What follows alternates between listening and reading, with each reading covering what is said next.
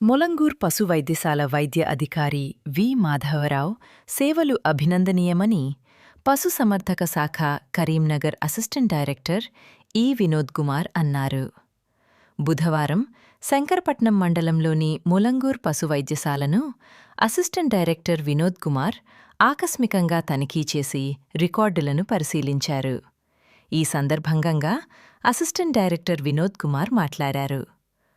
మొలంగూర్ పశు వైద్యశాల అధికారి వి మాధవరావు అందిస్తున్న సేవలు అభినందనీయమని చెప్పారు. తన క్షేత్రస్థాయి పరిశీలనలో వెల్లడైందన్నారు. ఈ కార్యక్రమంలో మొలంగూర్ పశు వైద్యశాల అధికారి వి మాధవరావు, సిబ్బంది ఉన్నారు. సమ్మక్క సారలమ్మ 2026 జాతర నిర్వహణ కోసం టెండర్ బహిరంగ వేలం నిర్వహించనున్నట్టు జాతర నిర్వహణ కమిటీ చైర్మన్ గుర్రం స్వామి బుధవారం తెలిపారు. ఈ సందర్భంగా స్వామి మాట్లాడారు. వనదేవతలైన సమ్మక్క సారలమ్మ జాతర జనవరి 28 నుండి 31 వరకు నిర్వహించనున్నట్టు తెలిపారు. శంకరపట్నం మండల కేంద్రంలోని కేశవపట్నం తహసీల్దార్ కార్యాలయం సమీపంలో సమ్మక్క సారలమ్మ జాతర నిర్వహిస్తారని తెలిపారు. ఈ జాతరలో బెల్లం, కొబ్బరికాయలు విక్రయించుకునేందుకు, జాతరలో తలలీలాలను పోగు చేసుకునేందుకు బహిరంగ వేలంకం టెండర్ నిర్వహించనున్నట్టు చెప్పారు.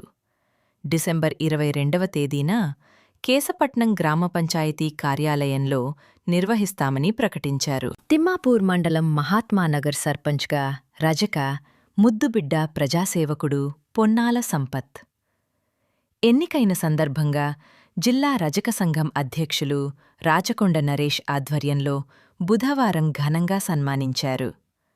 ఈ సందర్భంగా జిల్లా అధ్యక్షుడు నరేష్ మాట్లాడారు. మహాత్మానగర్ గ్రామ సర్పంచ్ పొన్నాల సంపత్ను గ్రామ ప్రజలు అక్కున చేర్చుకుని ఓట్లు వేసి గెలిపించారని కృతజ్ఞతలు తెలిపారు. ఈ కార్యక్రమంలో రజక సంఘం జాతీయ కోఆర్డినేటర్ కొల్లూరు మల్లేష్ కుమార్, రజక సంఘం జిల్లా గౌరవ అధ్యక్షులు కొత్తకొండ రాజయ్య, జిల్లా అధ్యక్షులు రాచకొండ నరేష్, జిల్లా ప్రధాన కార్యదర్శి Kothakonda Srinivas, Karimnagar dry cleaning association అధ్యక్షులు బూత్కూరి శివకృష్ణ తదితరులు పాల్గొన్నారు. మెట్పల్లి గ్రామ సర్పంచ్ ఎన్నికైన కుమార్ యాదవ్ను బుధవారం మల్కాజ్గిరి పార్లమెంట్ సభ్యులు, బీజేపీ నాయకులు ఈటెల రాజేందర్ సన్మానించి అభినందించారు.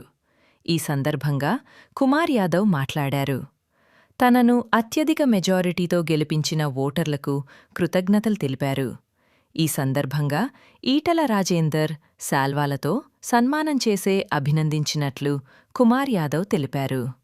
ఈ కార్యక్రమంలో బీజేపీ నాయకులు, కార్యకర్తలు అధిక సంఖ్యలో ఉన్నారు.